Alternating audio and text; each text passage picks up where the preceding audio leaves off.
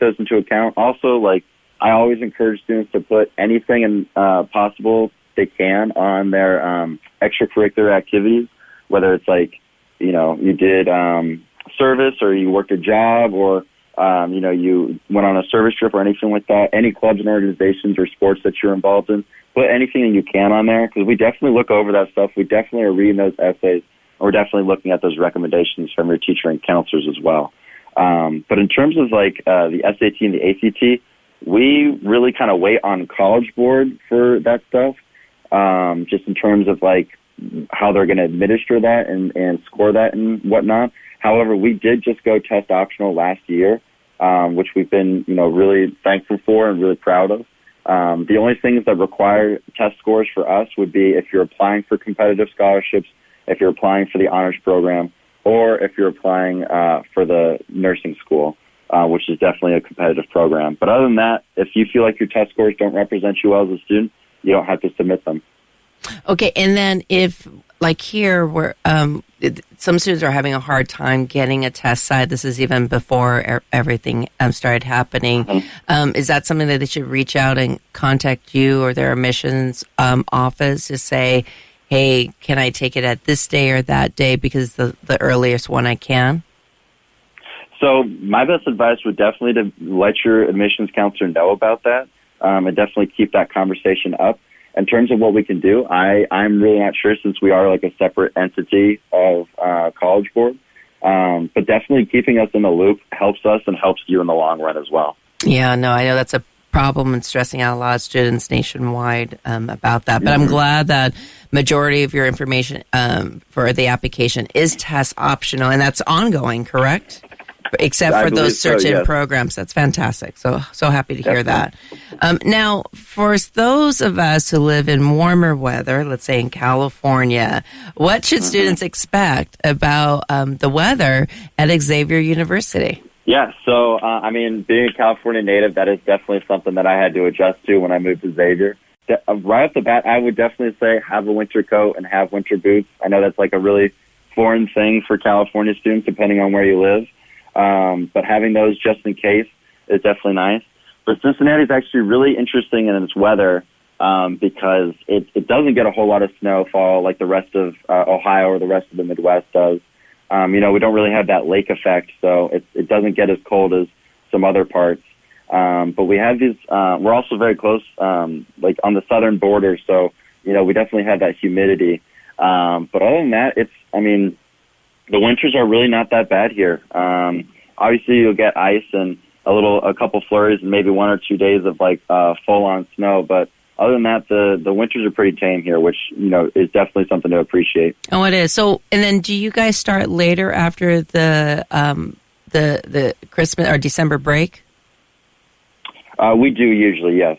Okay, so like late January. I know that's how some campuses do it. Usually mid-January, but that is currently still open for discussion in terms of this year. So we'll see how that goes. But typically it's mid to late January. Okay, fantastic. And then also what's really important for students is what to do outside of campus, right? So what are some things in walking distance, or if I get, how is public transportation or how kids get around Xavier?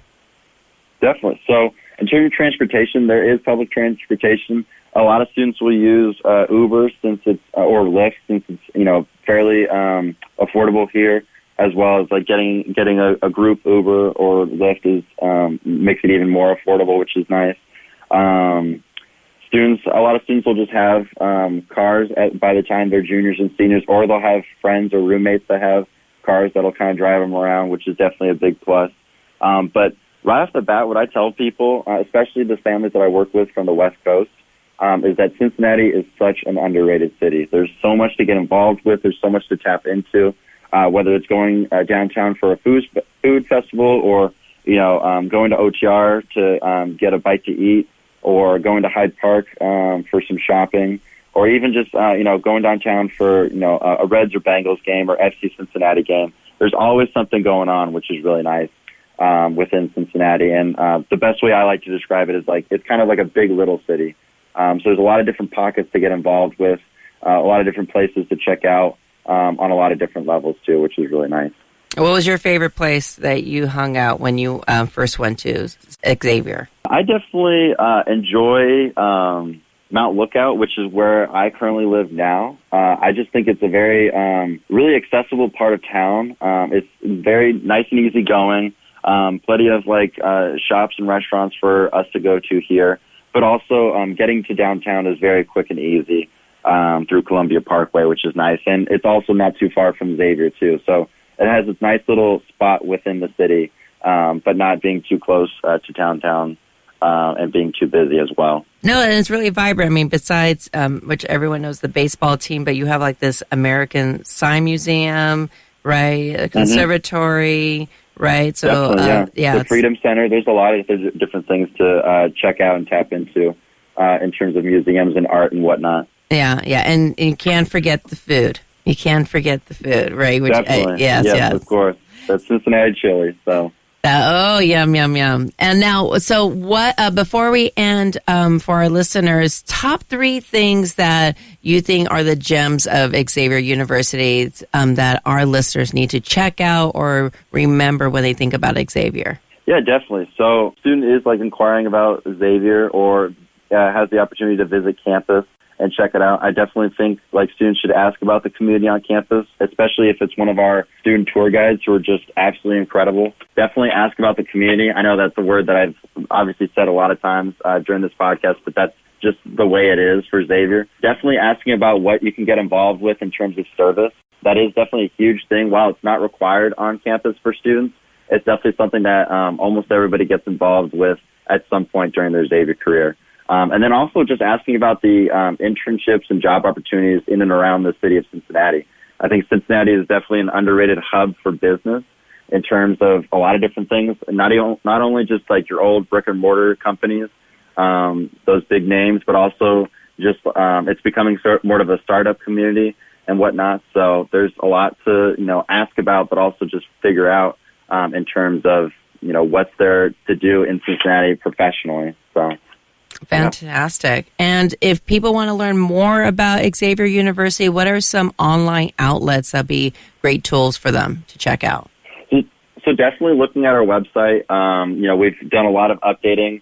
Even before the pandemic happened, we've been updating it, but now we've definitely hit full throttle. So there's a lot of different opportunities to get to know Xavier, not only from us, the staff, but also from current students who we like to utilize. As well as other departments. So definitely checking out the website and just keeping up to date with that.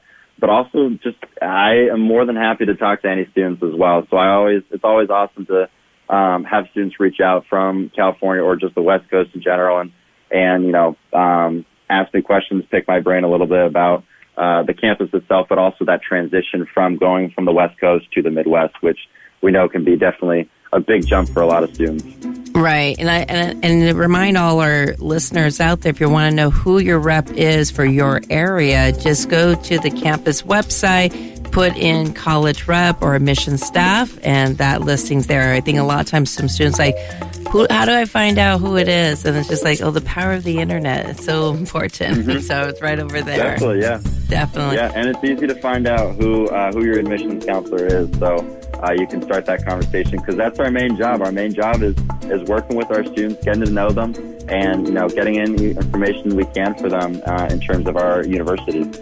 Well, Mac, thank you so much for this time to expose all our listeners about Xavier University. I am so excited for my students going to Xavier. Thank you for listening to SI Counseling Podcast, where we help our students strive to respond courageously to the opportunities and challenges of our time.